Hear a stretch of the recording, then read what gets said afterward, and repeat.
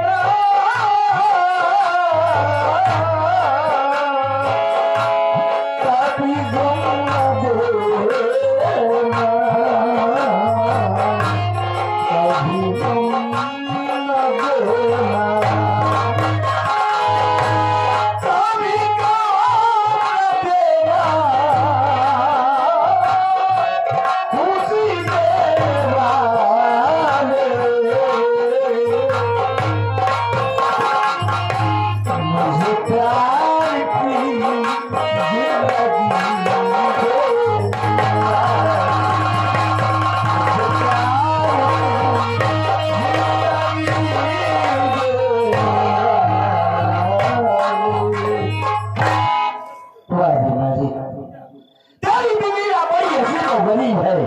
किसी को इतना दे देता है, इतना दे देता है कि खाते खाते मर जाता है, और किसी को इतना निर्धन गरीब लाचार कर देता है, एक एक दाने के लिए मर जाता है। तेरी मर्जी है मालिक, तू जिसे जिस हाल में चाहे रखे। ये जैसे आपने कभी जीवन में कुछ नहीं मांगा। बचपन में आपने मेरे माँ बाप को मुझसे छीन लिया, मैं अपना मुकद्दस समझ करके सब कर गया। लेकिन आज एक बात मैं आपसे जरूर कहूंगा मालिक, कि जिसे भी बहन बेटी दे, इतनी दौलत दे, इतनी दौलत दे कि बहन बेटी होने पर फख्र हो, दुख न हो।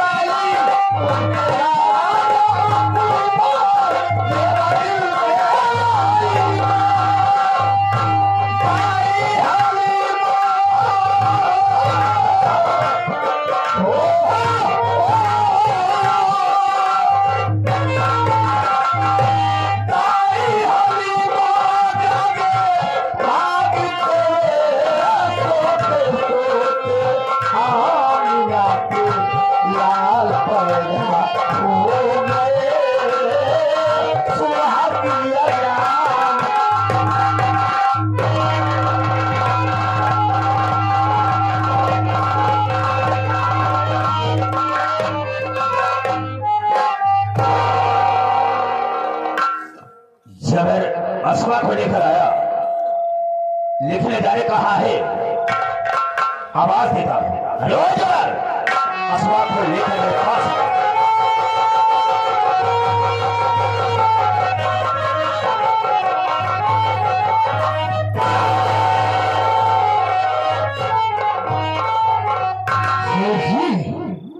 ये रही आपकी कबूतरी, सारी बात भभा रही थी। ये आया हूं घसीट के लिए इसे, इसके पर को आप कतर दीजिए।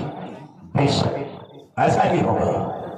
जब तेरे बने हाथ खुश हो वैसे कि बहुत बड़ा काम किया तूने मेरे लिए, जो कि इसे मेरे पास लेकर आया है।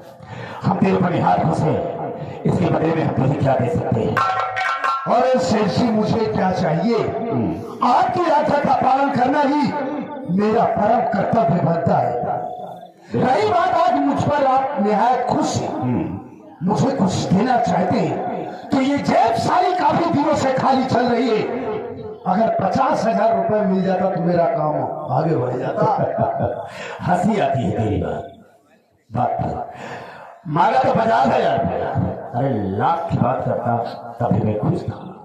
सबसे लेकिन देखो इस वक्त मुझे अपनी हसरत को पूरी करनी थी, उसके बाद में बहुत सारा पैसा तुझे देंगे।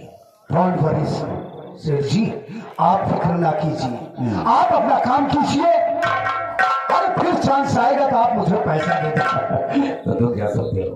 ठीक है, मैं चलता हूँ। चलो।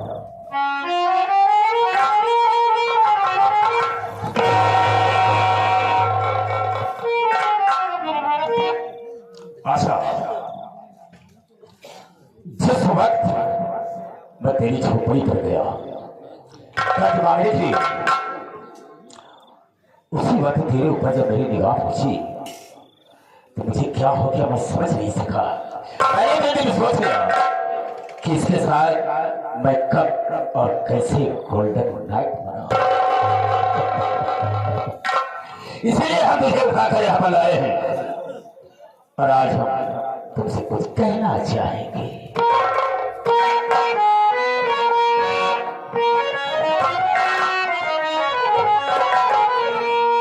देखते ही तुम्हें एक नजर मेरी जान, दिल ये तेरी अदाओं पे कुर्बान है।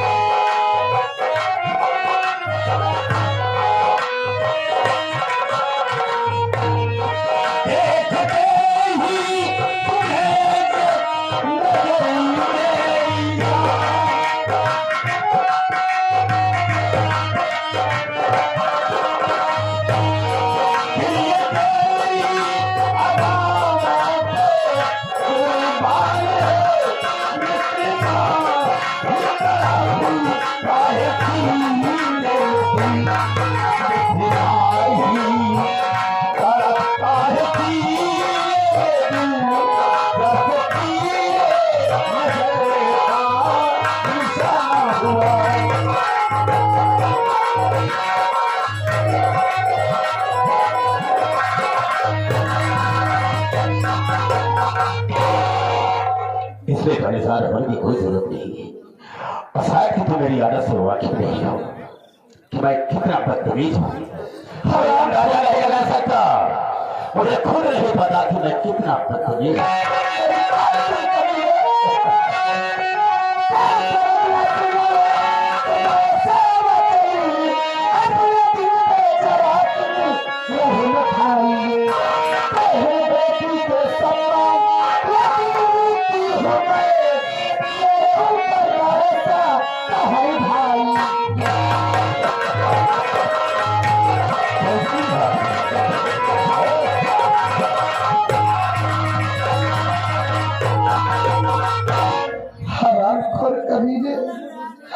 तुझको ऐसी बात कहते हुए लज्जा नहीं आई? अरे मैं तो तेरी बहन समान हूँ, तो तेरे ऊपर ऐसा कार क्यों उठा रहा है? मैं तेरे सामने हाथ जोड़ती हूँ, तुझसे विनती छोड़ दे, मुझको मेरे घर जाने दे। मेरे मेरे घर में हम तुझे जाने नहीं देंगे जब तक कि अपनी इच्छा को हम पूरी नहीं करेंगे। और देखता हो हमारी हवेली में कौन आता है तुझे बचाने के लिए।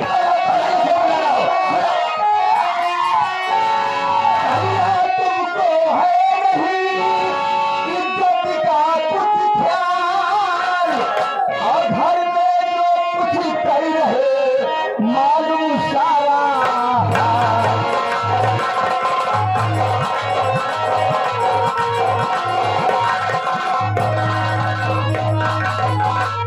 क्या करें भैया, आखिर जैसे मैं आपकी बहन हूँ वैसे ये भी तो बेचारी है। बंदा तेरा दिमाग नहीं खराब हो गया है। जब तक कोई मुझसे ऊपर नहीं लेता है तब तक मेरे कमरे में नहीं आता। और तू कैसे आ गई, क्यों आ गई, कारण क्या है मैं जानना चाहूंगा। भैया आप बाहर कोई इंतजार कर रहा है इसलिए कमरे तक मैं आई। मेरा कोई इंतजार कर रहा है। जी हाँ। है ठीक है, मैं जाता हूँ उससे मिलता हूँ, लेकिन याद रखना दोबारा ऐसी गलती मत करना।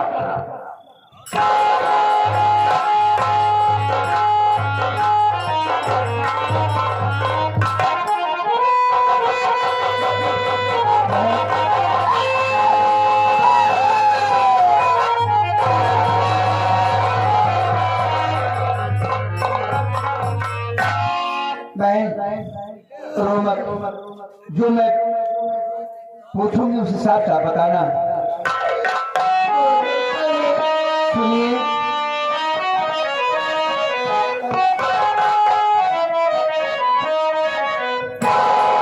कैसे आई बहनी से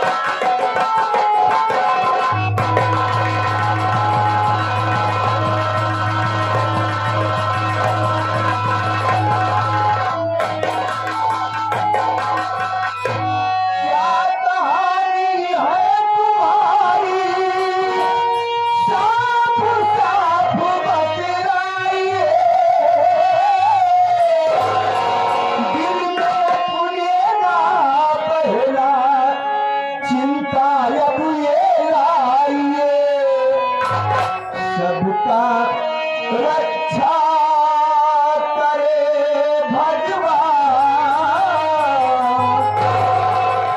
सबका रक्षा करे भगवान, और आगे भी सब करिए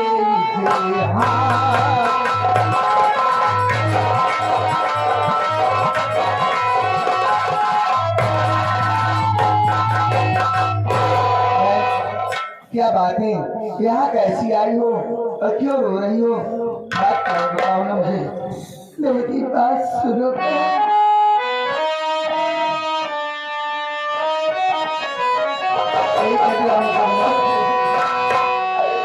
आशा माने तेरा ऐसा, अरे बारिश में आसान क्या बात है। आशा माने तेरा ऐसा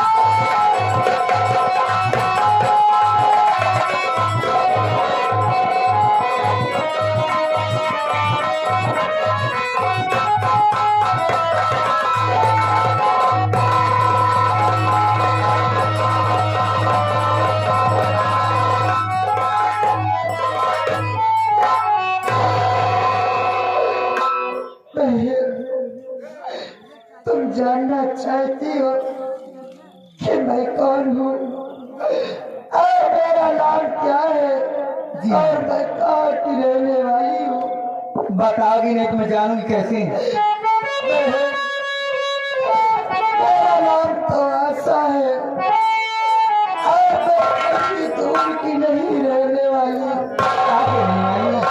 मैं भी इसी लखनपुर की रहने वाली हूँ, लेकिन बहन मैं तुमसे अपनी कहानी कैसे बताऊं। देखो आशा बहन, अगर तुम बताओगी नहीं तो मैं कैसे जानूंगी? बहन क्या बात है? तुम जानना ही चाहती हो तो सुनो। बताओ। आपके भैया से मेरी माँ कुछ कर्ज लाई थी। वो कर्ज इसलिए लाई थी कि मेरे बाबूजी की तबीयत बहुत खराब थी और बाबूजी के बीमारी में मेरी माँ ने अपने तन का सारा गहना बेच डाला, लेकिन मेरे बाबूजी बच नहीं सके। वो भगवान को प्यारे हो गए और बाबूजी के गम में मेरी माँ भी इस दुनिया को छोड़कर चली गई। जब काफी दिन बीत गए तो आपके भैया ने मेरी झोपड़ी पर कर्ज वसूली करने के लिए आए, लेकिन बहन मेरे भैया कर्ज नहीं चुका सके तो आपके भैया ने जबर सिंह से कह के मुझको अपनी हवेली उठवा लाए। बहन यही मेरी कहानी है। एक बात कहूँ आशा बहन, मानोगी? बोलो बहन। मेरे पास कोई बहन नहीं है। अगर तुम चाहो तो मेरे साथ में रह सकती हो। सच कह रही हूँ। बहन तुम मुझको अपने साथ में लेकर अपनी हवेली में रहना चाहती हो? इसमें चिंता करने की क्या बात है?